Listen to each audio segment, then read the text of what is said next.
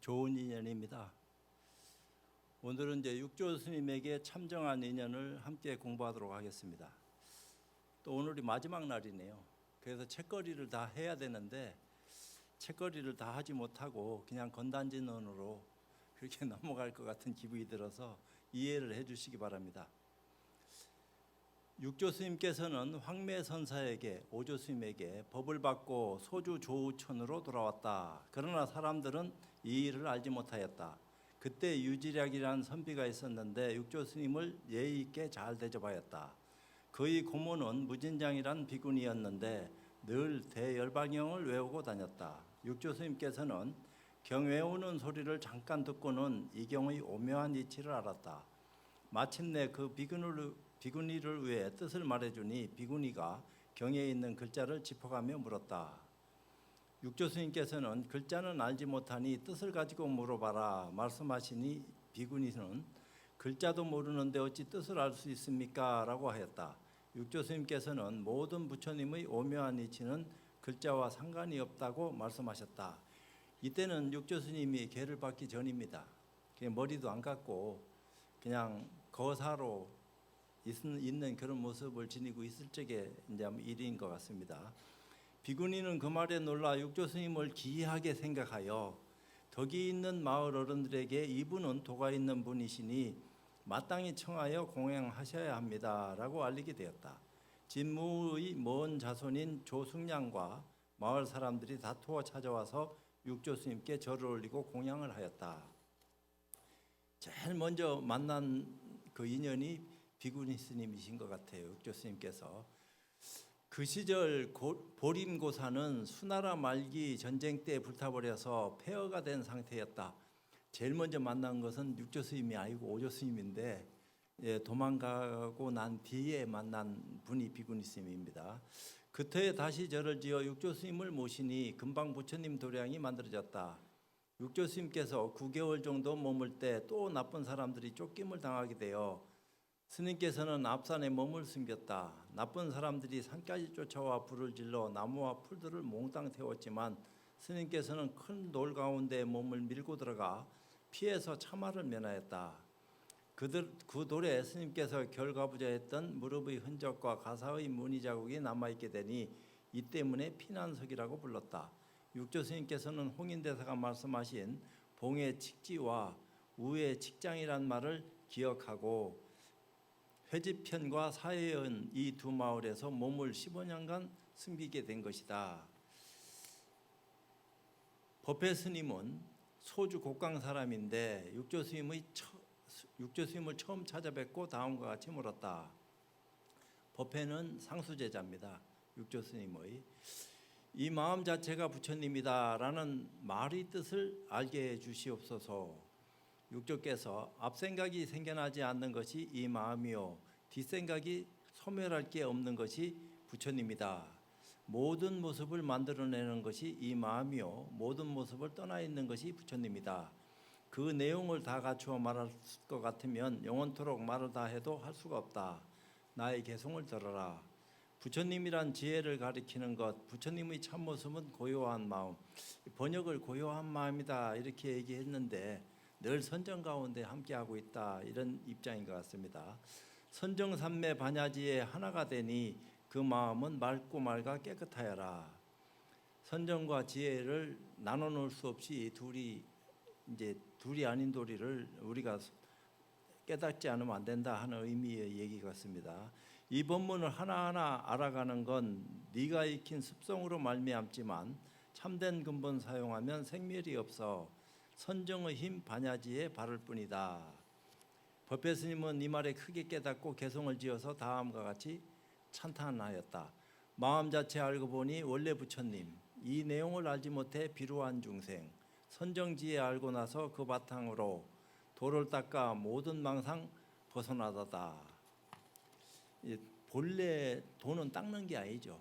그냥 늘 드러나 있는 이 모습을 자각하는 건데 닦아서 얻을 것이 도락하면은 그 문제가 큰 거요. 법화경의 참뜻. 법달 스님은 홍주 사람인데 지금의 남창입니다. 중국에. 7살에 출가하여 늘 법화경을 외우고 다녔다. 하루는 육조 스님을 찾아와 절을 하는데 머리가 땅에 닿지를 않았다. 육조 스님께서는 이를 꾸짖었다. 절을 하면서도 태도가 불손하니 예를 갖추지 않는 이유가 무엇 때문이냐? 그대에겐 반드시 딴 생각이 있다. 무슨 공부를 해왔는가? 벌써 법화경을 3000번이나 읽어왔습니다. 그대가 법화경을 10,000번이나 읽고 뜻을 알아도 자신을 훌륭하다고 생각하지 않는다면 나와 더불어 이야기를 할 만하다.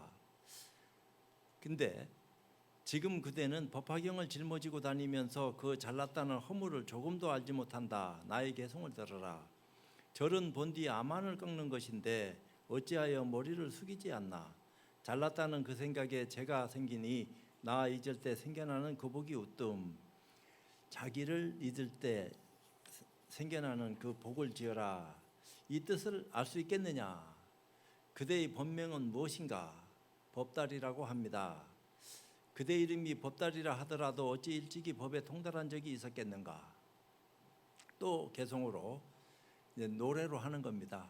개송은 또 다른 입장에서 그대 이제 법달이라 이름을 하여 부지런히 경을 내고 쉬지 않지만 부질없이 외우는 건 소리만 클 뿐 자기 마음 밝혀야만 참 보살이네. 그대 이제 불법 인연이 있기 때문에 지금 내가 그대 위에 법을 설하니 부처님을 믿어갈 뿐 딴 말 없으면 그대 입에 연꽃들이 피어나리라. 법달 스님은 개송을 듣고 자신의 잘못을 참회하며 감사하는 마음으로 말하였다. 이제부터 겸손한 마음으로 모든 사람을 받들어 공경하겠습니다. 스님, 제가 법화경을 외웠지만 경의 뜻을 알지 못해 늘 의심이 있습니다. 스님께서는 지혜로운 분이시니 경의 이치를 간단히 말씀해 주시옵소서. 법달이요, 법 자체는 이미 통달해 있는 것인데 그대 마음이 알지 못하고 경은 본디 의심이 없는 것인데 그대 마음이 스스로 의심하고 그대는 이 경을 외울 때 무슨 뜻으로 으뜸을 삼았는가? 제가 미련하여 글만 읽고 외웠을 뿐인데 어찌 으뜸가는 뜻을 알 수 있었겠습니까?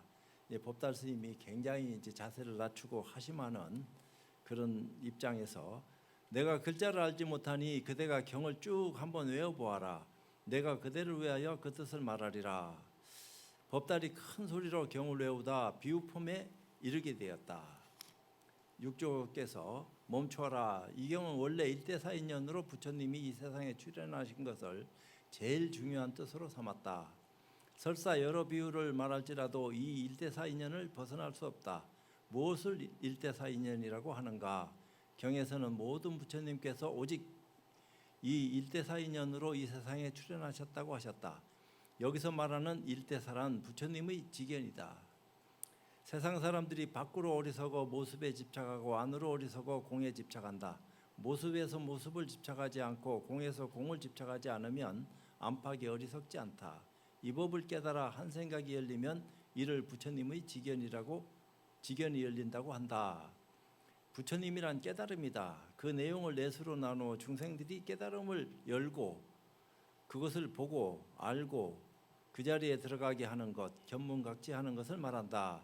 깨달음을 열어 보여준 것을 중생들이 듣고 바로 깨달아 들어가면 그 자리가 깨달음으로서 본디 참 성품이 드러난다.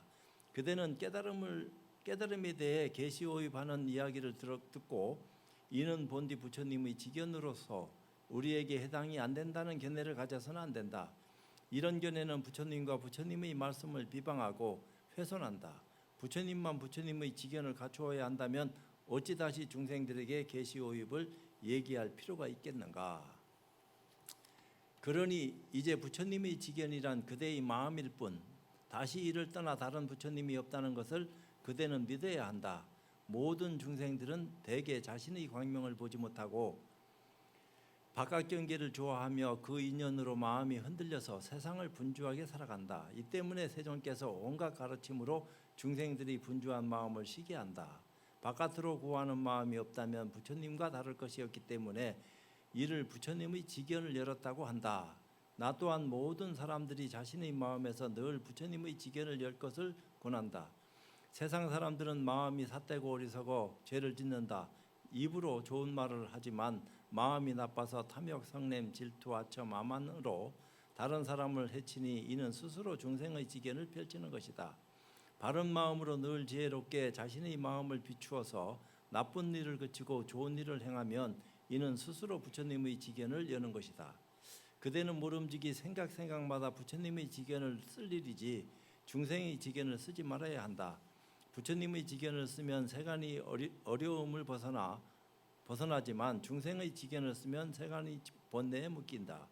그대가 애써 법화경 읽는 것만 집착하여 공부의 성과로 삼는다면 이것이 어찌 자신의 꼬리만 좋아하는 어리석은 소와 무엇이 다르겠는가? 이제 모르면은 뜻을 들어서 얘기해야 되겠지만 다 들으면은 대충 이게 짐작되는 내용들이요. 법다리 그러면 이치만 알면 되지 수고롭게 경을 외울 필요는 없다는 것입니까? 이 중요한 대목이죠. 경에 무슨 허물이 있다고 그대 생각을 가로막느냐? 어리석음과 깨달음은 사람에게만 있어 손해와 이익은 자기로 말미암아 생길 뿐이다. 입으로 외우고 마음으로 행하면 제대로 경을 보는 것이지만 입으로만 외우고 마음으로 행하지 않는다면 헛되이 글자만 읽는 것이다. 나의 개성을 듣도록 하라. 어리석은 마음은 글자만 읽고 깨달으면 법화경을 알고 보는 것. 아무리 외워본들 내용 모르면 그 뜻과는 멀리 멀어진다네. 헛된 생각 없는 마음 올바른 생각, 헛된 생각 있는 마음 잘못된 생각, 헛된 생각 있다 없다 분별 안 하면 부처 마음 영원토록 쓰게 되리라. 법다리 개성을 듣고 갑자기 서럽게 울며 그 자리에서 크게 깨닫고 육조 스님께 살해했다.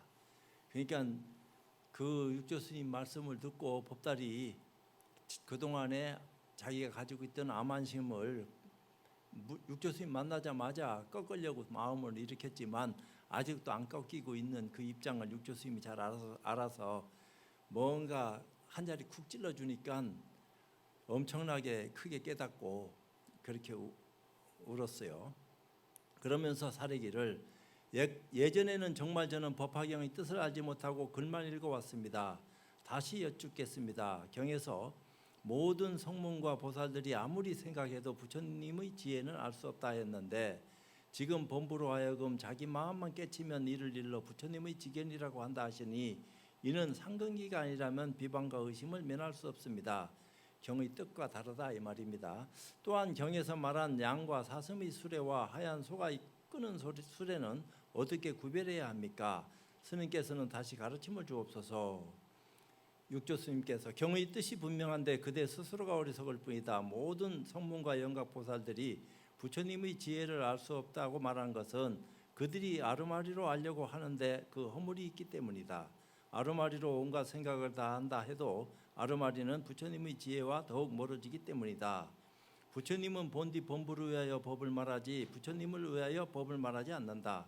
이 이치를 받아들이지 못한다면 깨달음에서 물러나게 된다. 앉아있는 자리가 바로 부처님의 자리인 줄 조금도 알지 못하고 다시 문 밖에서 삼숭의 도리를 찾기 때문이다.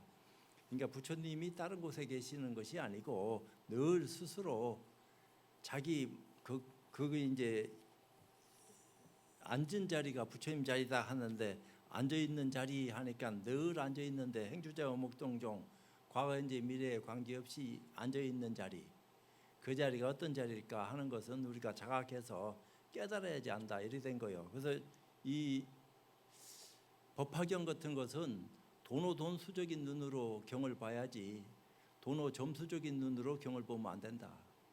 그 나머지 점호점수나 점호돈수 이런 것은 말할 것이 없다 이렇게 얘기한 거예요. 그래서 도노돈수적인 눈을 가지고 화엄경이나 법화경을 봐야지 경의 안목이 열려서 그 안에 뜻 속의 뜻을 살펴볼 수 있는 힘을 가지게 된다. 그 힘으로 자기를 구제하고 많은 사람한테 이익을 베풀 수 있는 그런 안목으로 거듭나야 된다. 더구나 법화경에서 분명히 그대를 향하여 오직 일불승이요 이승이나 삼승이란 다른 방편이 없다. 헤아릴 수 없이 많은 방편 온갖 비유와 인연과 비유 이런저런 말들은 모두가 일불승을 위하여 임시로 말한 것이기 때문이다 했는데 너는 어째 그 뜻을 살펴서 알지 못하는가? 그러니까 대승을 위해서도 얘기했다고 하지만 대승과 일불승을 위해서 얘기했다. 그 얘기를 해요. 그러니까 금강경에서도 얘기하잖아요. 수보리가 최후록 비읍하면서 펑펑 울면서 부처님한테 자기를 얘기하잖아요. 부처님 만나서 말씀을 듣기 전에는 내가 그 까닭을 알지 못했습니다. 오늘 비로소 내가 부처님이 무슨 말씀을 저에게 해주셨는지 그 까닭을 알게 됐습니다. 그러면서 상이 깨지는 그런 자리에 나갔다 이 말이에요. 아상인상, 중생상, 수자상을 보살들은 다 깨버렸는데 성문 영각성은 아직도 가지고 있다 이 말이에요. 그렇기 때문에 그 아상인상, 중생상, 수자상을 깨는 그 가르침을 금강경 전편에서 얘기했어요. 그때 수보리가 크게 안목이 열리면서 내가 해안을 눈뜨고 있었을 때는 미처 몰랐습니다. 오늘에서야 비로소 부처님이 왜 이런 말씀하셨는지 그 까닭을 알게 됐습니다. 자기 소회를 들어놓으니까 그 후편에 얘기를 해요. 이제부터는 대승과 최상승을 위해서 얘기하는 거지. 그건 보살을 위해서 얘기한다는 얘기요. 불법을 얘기하는 거지. 불법이라 하는 것은 불안과 법안을 눈뜬 그 자리를 얘기해요. 그러니까 해안 이하의 어리석은 성문 영각의 모습을 가지고서는 진정한 경의 안목을 열었다고 얘기할 수가 없다. 어떻게 해야지 그런 눈을 뜨고 크게 깨닫는 힘으로 자기도 구제하고 남도 이익되게 할 수 있겠습니까? 이런 입장이에요. 삼승으로 비유되는 세 종류 술에는 임시방패이다. 쭉 읽더라도 내가 지금 중요한 얘기 딱 짧게 한마디 한 그것을 딱 돌이켜 보면은 이거구나 하는 까닭을 알게 되면 다행이고 모르면 할 수 없이 또 넘어가는 거고 시비가 분분한 거죠. 세상이 고통인 줄 모르고 사는 중생을 위하여 쓰는 방법이다. 일승은 진실이니 지금 그 진실을 알 수 있는 사람을 위하여 설한다. 이는 그대가 방편을 버리고 실상으로 돌아가게 할 뿐 실상으로 돌아간 뒤에는 그 또한 실상이라 이름 붙일 수도 없다. 방편이 아닌 도리를 온몸으로 체득하면은 또 다른 차원으로 건너가서 다른 눈으로 세상을 보는 힘이 생긴다 이 말이에요. 그러니까 쉽질 않네. 세상 모든 법에 다 그대의 것으로서 너로 말미암아 쓰인다는 것을 알아야만 한다. 다시 부처님이라는 생각도 하지 않고 또한 중생이라는 생각도 하지 않으며 어떤 것 하나 쓸 생각도 하나 없는 것 이를 일로 법화경을 지녔다고 한다. 이때가 바로 영원토록 법화경을 놓지 않고 종일토록 법화경을 읽는 때이다. 법화경은 경을 보고 읽어서 읽는 게 아니고 경안이 열려서 저절로 법화살림이 스스로 살림살이가 드러나서 경이 읽어지는, 그러니까 하루 종일 경을 보고 읽고 외우고 지니고 쓰고 하는 그런 인연 속에 나아간다. 그게 이제 안목이다. 그런 대승과 최상승의 눈을 떠야지만이 법화경이 소화가 되지. 안 그럴 것 같으면은 법화에 사로잡혀 가지고 정신없는 짓 하게 된다. 이 내용을 얘기하는 거죠. 법달 스님은 가르침을 받고 뛸 듯이 기뻐하며 개성으로 그 가르침을 찬탄하였다. 법화경을 3000번 읽고 외운 것 육조 스님 한마디에 쓸모없으니 출세간이 바른 이치 알지 못하면 오랜 세월 헛된 공부 어찌 실거나. 양사슴 소술의 비유 방편설이니 차례차례 인연 따라 쓰고 있는 것 고통 속에 신음하는 중생 그 몸이 변함없는 부처인 줄 그 누가 알까. 그럼 비유하자면은 허공은 과거 현재 미래가 없다 했어요. 근데 허공 가운데에 비바람이 불고 구름이 일고 밤낮이 생기고 하니까 허공이 뒤바뀐 것처럼 오해하고 착각하지만 번뇌망상이 있고 없고를 상관하지 않고 불성은 늘 우리와 더불어 함께한다 하는 사실을 우리가 눈뜨게 될 적에 번뇌를 없애야만이 부처가 된다 이런 것은 아니다 이 말이에요. 번뇌망상 그대로가 보리열반인 줄을 알아질 수 있는 그런 안목을 지닐 적에 과거 현재 미래가 둘이 아니다. 늘 불성이 우리와 더불어 함께하고 있다 하는 사실을 눈뜨고 증명할 수 있는 힘이 생기는 거지. 그렇지 않을 것 같으면은 자기도 모르는데 나아가서 정신없는 짓을 하게 된다. 이 내용을 얘기하는 거요. 근데 이제 그것을 모르고 법달은 늘 법화경만 외우고 지니면은 최고의 정신적 가치를 가지고 쓰는 줄 알고 자기도 모르는 암안심을 내고 큰소리 땅땅 치고 있다가 육조 스님 잘 만난 거죠. 못 만났으면 늘 그렇게 다녔을 거 아니요. 만나자마자 깨져가지고 한마디에 깨달음에 들어갔으니까 육조라 하는 어른은 대단한 분이라 하는 것은 이로써 증명되어지는 거예요. 육조 스님, 그대는 지금부터 법화경 읽는 스님이라고 할 수 있겠다. 법다른 이 가르침으로 경의 깊은 뜻을 알고 그 뒤로도 법화경을 읽고 외우기를 그치지 않았다. 그러니까 경을 알고 읽는다 하는 것은 말할 것도 없이 굉장한 거죠. 경안이 열려야지 경을 보고 아는 것이지, 경안이 안 열리면은 경을 아무리 들여다본다고 해서 뜻 속에 뜻이 살펴지겠나. 왜 금강경에도 안욕자라 삼맥삼보리는 선남자 선녀인도 깨달았고 보살도 깨달았는데 부처님도 반야바람일 때 의지해서 부처되는 거고, 다 그런데 정도 차이가 있다 이 말입니다. 반야바람일에 무슨 문제가 있는 게 아니요. 중생업식이 그 안목을 지니지 못하고 있기 때문에 소화를 못하고 있는 거지. 근데 그것을 어떻게 해야지 깰 수 있느냐 하는 근거를 육조 스님이 금강경을 소위경전으로 한 까닭이 있다 이 말이에요. 육조 스님도 금강경에서 깨달았으니까. 두 번을 금강경, 첫 번에는 읽는 소리 듣고 깨닫고, 두 번째는 오조 스님이 설해 주는 소리를 듣고 깨닫고. 금강경하고 엄청나게 큰 인연이 있어요. 그러니까 상을 여의야지 보살이 된다. 상을 가지고 있는 이상은 보살이 될 수가 없다. 보살 행을 한다는 것은 상이 없는 모습으로 그 행을 해야지 원만하다 이 얘기를 해요. 근데 상이 없는 모습이 어떤 거요? 관세음보살, 지장보살 이름은 있는데 모양은 없어. 그게 상이 없다고 얘기할 수밖에 없다 이 말이요. 부처님은 더 말할 것도 없고. 근데 그 상 없는 것을 드러내려고 하니까 쉽질 않아. 근데 안욕자라 삼맥삼보리는 선남자 선녀인도 깨달았고 보살도 깨달았는데, 똑같은 안욕자라 삼맥삼보리를 깨달았는데도 불구하고 왜 다릅니까 하고 물은 거예요. 그 아라한가를 증득했는데도 불구하고 상이 남아있다 이 말입니다. 그러니까 아라한가를 증득했다 하는데 떨어져 있기 때문에 보살이 못 된다. 보살이 되기 위해서는 상을 깨야 되는데 하는 그 가르침이 금강경 전편에 나와요. 금강경 전편은 상을 깨는 수행을 얘기한 거예요. 그래서 상이 깨지면서 수보리가 펑펑 울고 부처님한테 이실짓고 하는 거예요. 내가 여태까지 장로 수보리로 있을 적에는 해안은 열었지만 그걸 모르다가 오늘 비로소 법안을 눈뜨고 부처님께서 왜 이런 말씀을 하시는지 그 까닭을 알게 됐습니다. 그 내용이 금강경이다 이 말이요. 어찌 보면은. 그러니까 그걸 교적으로도 이해를 해야 돼요. 맨날 선적으로만 이해시키려고 하니까 이 금강경이 막 소화도 안 돼. 힘들어 죽어. 그러니까 선교가 도리 아닌 차원에서 교로도 이해시키고 선으로도 깨닫게 만드는 그런 안목으로 거듭날 수 있게끔 그렇게 그 경을 자유자재로 이렇게 열어서 보일 수 있는 힘이 있어야지 얘기가 달라지지. 안 그러면은 금강경 죽자사자 애워봐야 거기서 거기지. 뜻도 모르는데 금강경 뜻을 알고 있는 사람도 별로 없어요. 아라한의 상을 깨기 위해서 금강경이 설해졌다 하는 말들을 누가 해? 일체 중생이 가지고 있는 상을 깨기 위해서 설해졌다 이렇게 착각하지. 그런 게 아니다 이 말이야. 그만해도 되나? 또 읽겠습니다. 자꾸 스님네들도 많이 오셨네 오늘.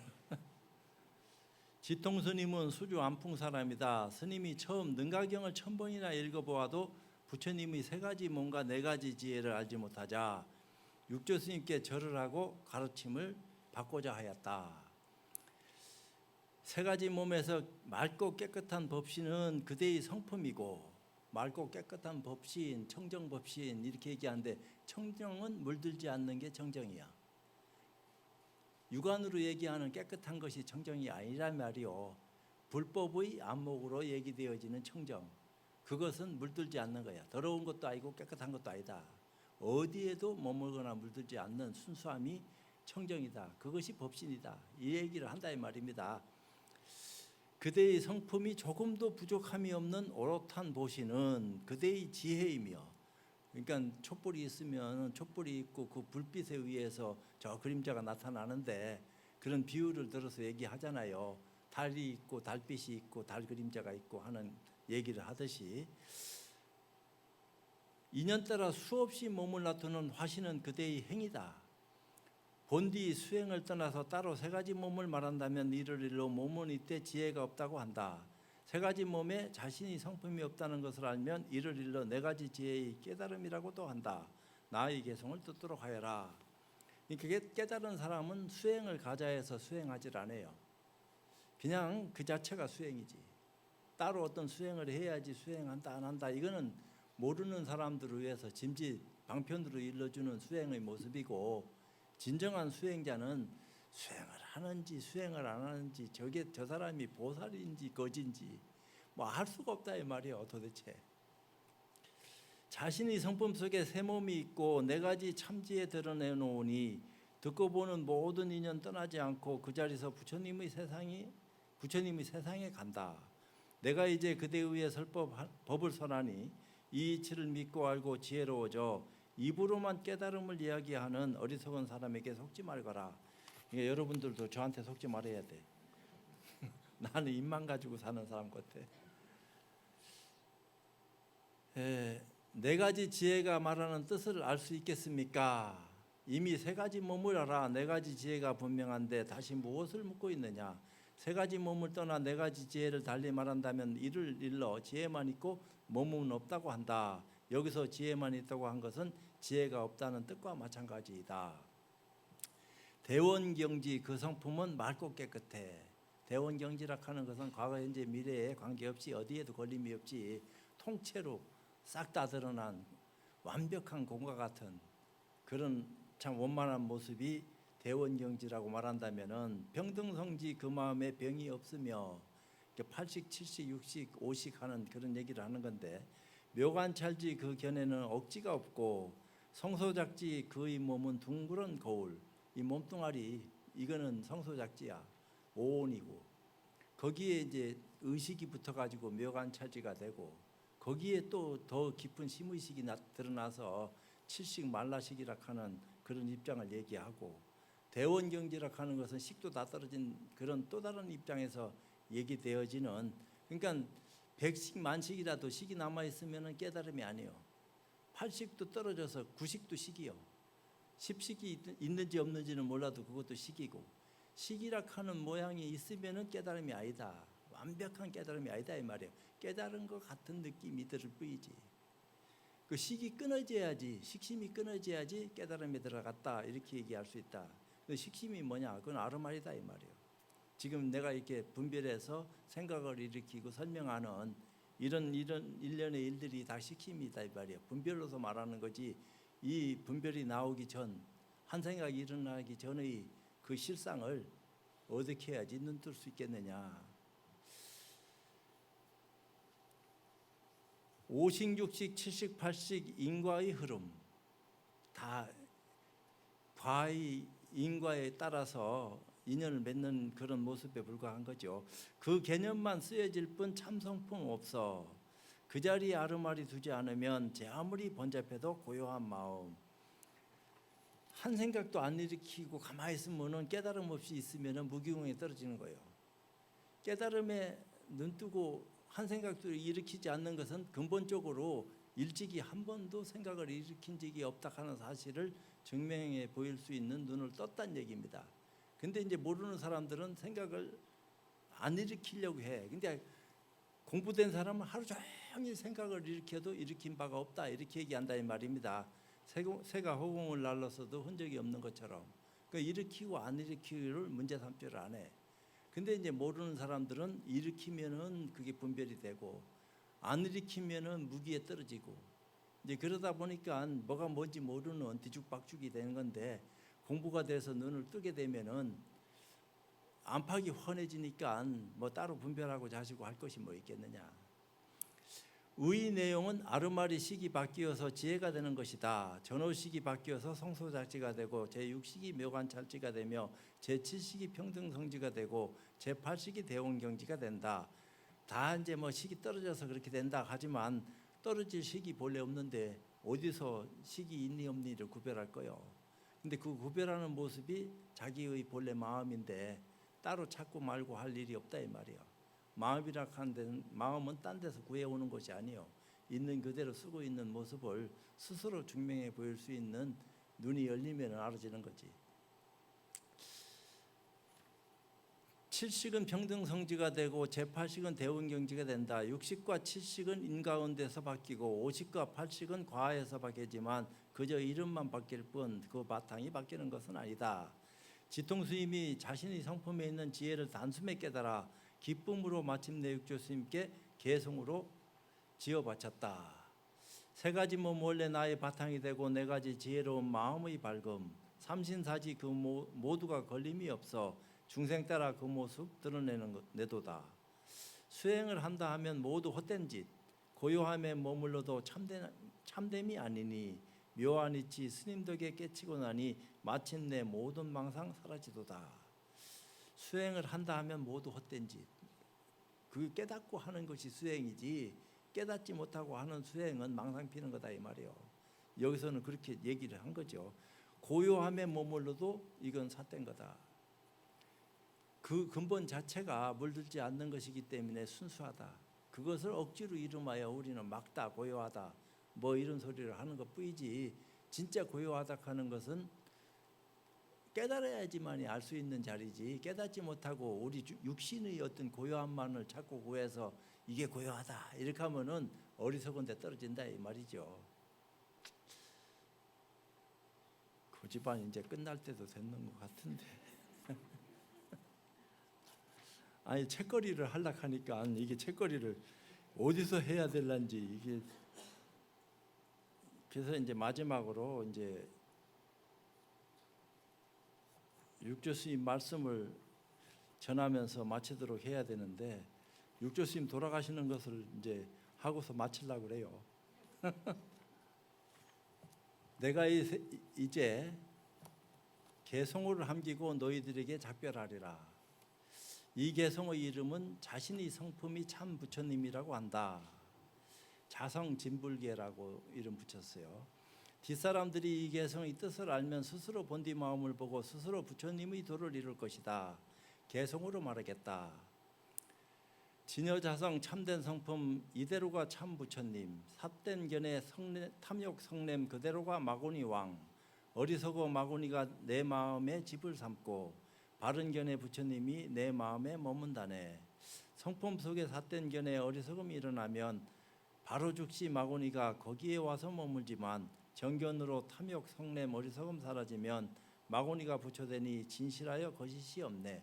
탐진치가 개정의 사막으로 화한다. 법신 위에 펼친 보신 중생 따라 온갖 화신. 이 세 몸이 다르지만 본디 근본 한 몸이니 성품 안에 스스로가 그 내용을 볼 줄 알면 부처님이 될 수 있는 깨달음이 자리로세. 본래부터 화신에서 맑은 성품 생겨나니 맑은 성품 늘 언제나 화신 속에 들어있어 맑은 성품 화신에게 바른 도를 행하게 해 원만한 행 이루어져 참된 진리 끝이 없네. 음란 성품 그 근본이 청정 성품 그 자리이니 음란함이 제거되면 맑은 성품 몸이로다. 성품 속에 저마다가 온갖 욕심이 여인다면 참 성품을 보는 찰나 모든 것이 진연이라. 이번 생에 돈교라는 가르침을 만났다면 호련자성 깨치고선 부처님을 보지만은 수행해서 부처님을 찾으려는 마음을 내면 어느 곳에 참 부처님을 찾을지를 모른다네. 스스로의 마음속에 참 부처님 보게 되면 참 부처님 있었으니 성불하는 씨앗이라. 자기 성품 보지 않고 바깥 부처 찾는다면 이런 마음을 일으키니 모두 다 어리석다. 돈교라는 가르침을 이제부터 남겨두니 세상 사람 건지려면 모름지기 공부하라. 오는 세상 공부하리 모두에게 알려놓으니 이런저런 견해놓고 크게 마음 실지어다. 육조스님께서 개성이 끝난 뒤 말씀하셨다. 너희들은 잘 지내도록 하라. 내가 열반한 뒤 세속 사람들처럼 슬피 울고 조문을 받거나 상복을 입는다면 나의 제자가 아니요 또한 바른 법도가 아니니라. 오직 자신의 본디 마음과 성품을 알고 볼 뿐이다. 이 자리는 고요하다거나 어지러울 것도 없고 생겨나거나 없어질 것도 없으며 오고 감과 옳고 그름도 없고 머무름이나 갈 곳도 없다. 너희들이 어리석어 내 뜻을 알지 못할까 걱정이 되기에 오늘 다시 너희들이 참성품을 보도록 부탁한다. 내가 열반한 뒤 내 말 따라 수행하면 내가 살아있는 것과 같다. 나의 가르침을 어긴다면 내가 더 오래 산다 해도 너희들에게는 아무런 이익이 없다. 다시 개성을 듣도록 하라.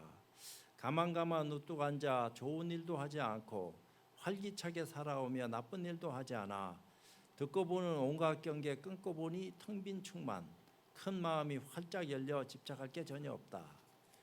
육조 스님께서 이 개송을 설한 뒤 밤늦게까지 단정히 앉아 계시다가 호련히 문인들에게 내가 가리라 하고 말씀하시며 훌쩍 세상을 떠나셨다. 그때 특이한 향기가 방 안에 가득 차고 흰 무지개가 땅으로 뻗쳤다. 모든 나무와 습이 하얗게 변하고 짐승들도 구슬피 울어댔다. 11월에 광주, 소주, 신주의 나라 일꾼과 출가 제자와 속가 제자들이 다투어 진신을 모시려고 하여 어떻게 처리할지 결정을 못하였다. 이에 향을 사르고 기도하면서 향연기가 가리키는 곳이 스님의 진신을 모실 곳이다 하고 하니 이때 향연기가 바로 조계를 향하여 뻗어갔다. 11월 13일 스님의 신감과 가사와 바로를 조계로 모셔왔다. 다음에 7월 25일 신감에서 진신을 꺼내 방변이 향을 개어 바르는데 제자들이 누군가 스님의 머리를 가져가려고 할 것이다라는 예언을 생각해냈다. 그래서 먼저 얇은 철엽과 오칠한 배로 스님의 목 부분을 단단히 감싸고서야 탑안에 모셨다. 그때 호련히 탑안에서 흰 빗줄기가 하늘로 솟구쳤는데 3일이 되어서야 그 빛이 사라졌다. 소주에서 임금께 이 소식을 알렸고 칙명으로 빗돌을 세워서 스님의 행적을 기록하였다. 스님의 나이는 76이고 24살 때 가사를 전해 받았으며 39살 때 머리를 삭발하고 계를 받았다. 그 뒤 법을 설하고 중생을 제도한 지 37회였다. 스님의 으뜸가는 가르침을 얻어 법을 이은 사람이 43명이며 도를 깨달은 사람들은 숫자가 셀 수 없이 많았다.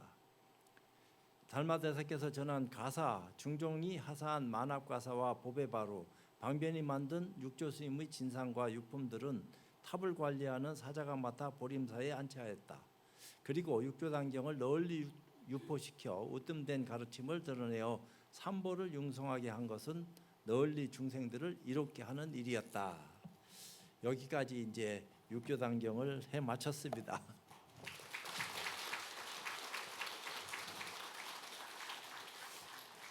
제가 읽어 제꼈는데 뜻을 알고 읽었는지 모르고 읽었는지는 여러분들께서 판단하실 부분입니다.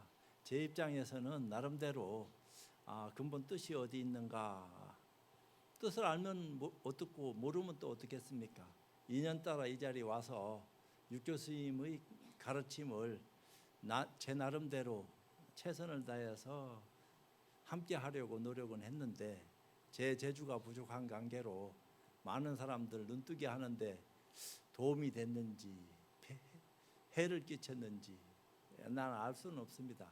모쪼록 참 육조 스님의 가르침을 통해서 많은 분들이 더 많은 인연으로, 더 좋은 인연으로 거듭났으면 좋겠고, 오늘 멀리서 찾아주신 많은 스님들, 특히 비구니 회장 스님 첫 번째 입지하는 때도 오셨다가 오늘 부회장 스님하고 함께 오셔가지고 이렇게 자리하고 계시는데 너무 고맙고 그렇습니다. 또 해필이면 또 비구니 스님한테 대열반경 얘기를 하는 그 대목이 먼저 나와가지고 오늘 특히 더 많은 비구니 스님들이 함께 자리해 주시고, 또 이름은 열거 안 하겠습니다. 하도 많아서.